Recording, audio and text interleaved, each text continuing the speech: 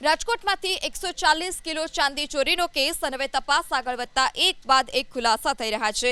Ahmedabad crime બ્રાન્ચે વધુ એક આરોપીની ધરપકડ કરી। પ્રદીપ પ્રજાપતિ બાદ અમદાવાદ ક્રાઇમ બ્રાન્ચની ટીમે નરોડા વિસ્તારમાંથી માંગુસિંહ રાઠોડ નામના આરોપીને ઝડપી પાડ્યો। આરોપી માંગુસિંહના ઘરમાંથી ક્રાઇમ બ્રાન્ચની ટીમે ચોરી કરેલ 40 કિલો ચાંદી ઓગાળવા માટેના સાધનો સહિતનો મુદ્દામાલ જપ્ત કર્યો છે। આરોપી માંગુસિંહની પૂછપરછમાં વિક્રમસિંહ રાજપૂત નામના વધુ એક આરોપીની પણ સંડોવણી ખુલી। વિક્રમસિંહ વકીલ છે અને તેના થકી જ માંગુસિંહને ચાંદી ઓગાળવાનું કામ મળ્યું હતું।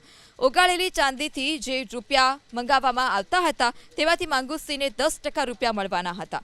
મુખ્ય આરોપી મુકેશ અને માંગુસિંહ વચ્ચે મુખ્ય કડી વિક્રમસિંહ રાજપૂત હતો। ક્રાઇમ બ્રાન્ચની ટીમ હવે એ જ વિક્રમસિંહ રાજપૂતની શોધખોળ કરી રહી છે। અમદાવાદ ક્રાઇમ બ્રાન્ચે વધુ એક આરોપીની ધરપકડ કરી। પ્રદીપ પ્રજાપતિ બાદ અમદાવાદ ક્રાઇમ બ્રાન્ચની ટીમે નરોડા વિસ્તારમાંથી માંગુસિંહ રાઠોડ નામના આરોપીને ઝડપી પાડ્યો। આરોપી માંગુસિંહના ઘરમાંથી ક્રાઇમ બ્રાન્ચની ટીમે ચોરી કરેલ 40 કિલો ચાંદી ઓગાળવા માટેના સાધનો સહિતનો મુદ્દામાલ જપ્ત કર્યો છે। આરોપી માંગુસિંહની પૂછપરછમાં વિક્રમસિંહ રાજપૂત નામના વધુ એક આરોપીની પણ સંડોવણી ખુલી।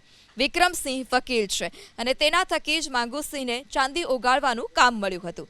ઓગાળેલી ચાંદીથી જે રૂપિયા મંગાવવામાં આવતા હતા તેમાંથી માંગુસિંહને 10% રૂપિયા મળવાના હતા।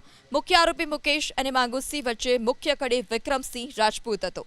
ક્રાઇમ બ્રાન્ચની ટીમ હવે એ જ વિક્રમસિંહ રાજપૂતની શોધખોળ કરી રહી છે।